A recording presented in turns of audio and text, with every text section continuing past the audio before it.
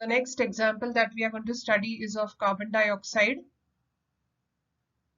Formula is CO2, one atom of carbon and two atoms of oxygen. Electronic configurations are given. Carbon is 2,4, oxygen is 2,6. So carbon has 4 valence electrons and oxygen has 6 valence electrons. So in the center we will show carbon atom with 4 electrons, and on the either side of carbon we will show the oxygen atoms with 6 electrons. So both sides you will show oxygen atom, and each oxygen is having 6 electrons in the valence shell. Now if only one pair of electron is shared between oxygen and carbon on both sides, if carbon is sharing only one electron with the oxygen atoms, this side also it is sharing only one electron with this oxygen, then the octet will not be established in oxygen. Neither the octet of carbon will be established.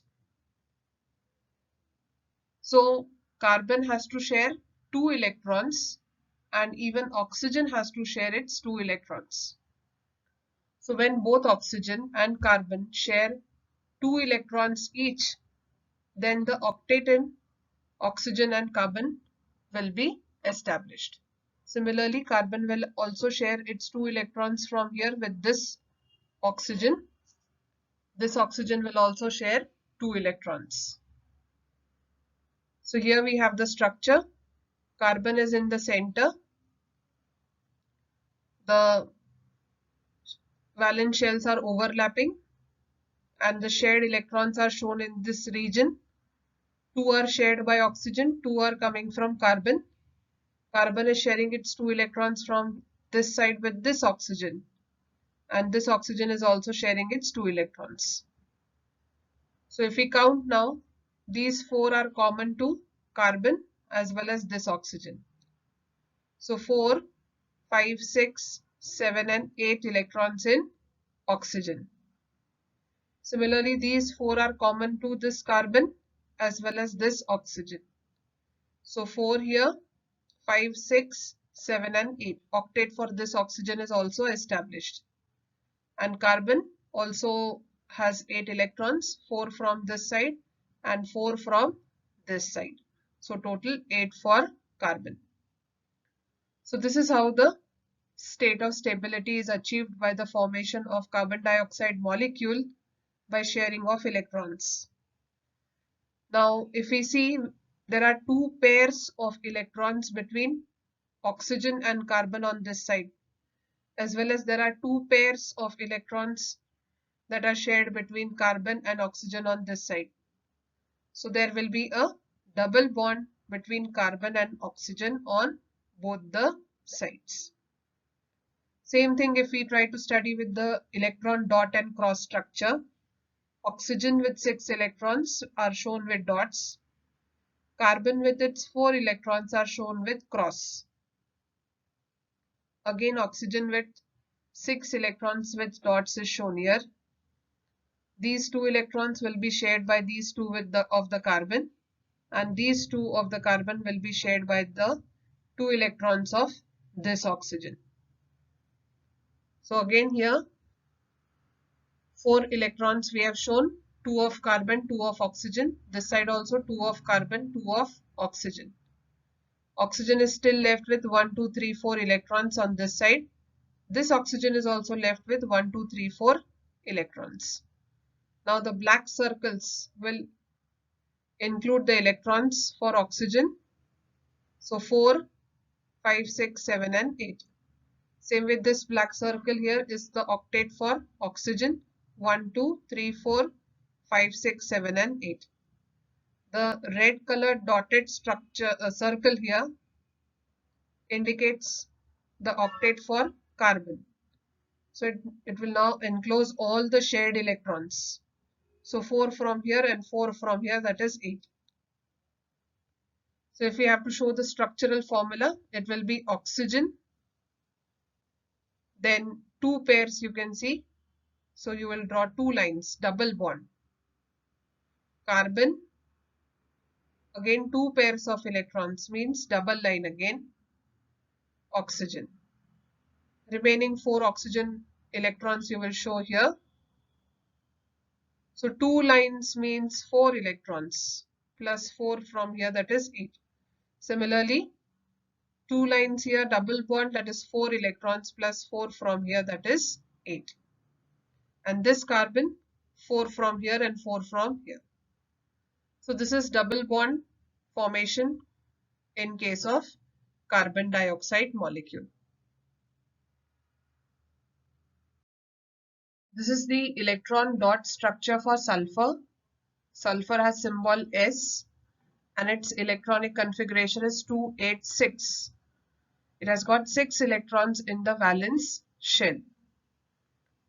And the structure that we get for sulfur is called as the crown ring structure of sulfur. If you see this structure, you find that it is in the form of a crown. So this is called as a crown ring structure. You can see it's a ring. It's a closed structure like this. So it is called as crown ring structure of sulfur. And one molecule of sulfur is made out of 8 atoms of sulfur. So you can see that there are 8 atoms. 1, 2, 3, 4, 5, 6, 7 and 8. Here also you will find 1, 2, 3, 4, 5, 6, 7 and 8. So one molecule of sulfur is made out of 8 atoms of sulfur. And the bond that is present between any 2 sulfur atoms is always a single bond. So there is a single bond that is present between any 2 sulfur atoms. Now here the dot structure has been shown to you.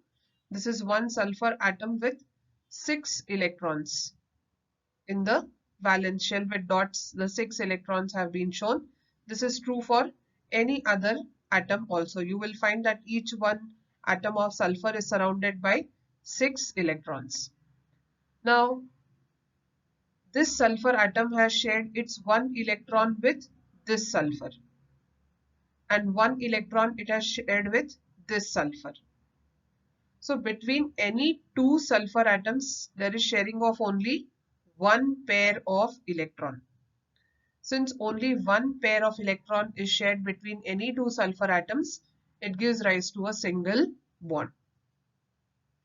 So this is what is the case with any other sulfur atom. If you take this for example, it has shared 1 electron with this sulfur atom and the another one it is sharing with this. So it is sharing only 1 pair of electron with a sulfur atom, and hence it's going to be a single bond. Sulfur also has catenating power like carbon.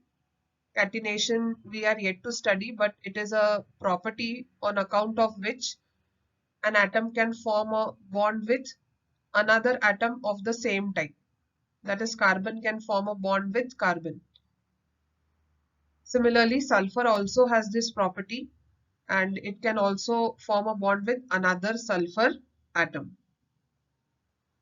And this results in the formation of the crown ring structure of sulfur.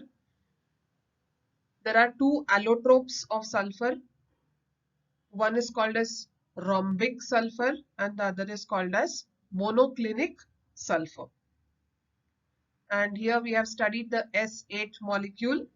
That is, one molecule of sulfur comprises of 8 atoms of sulfur, but at high temperatures, smaller molecules like S6, S4 and S2 or even a single atom of sulfur can also exist. So this is the electron dot structure for sulfur.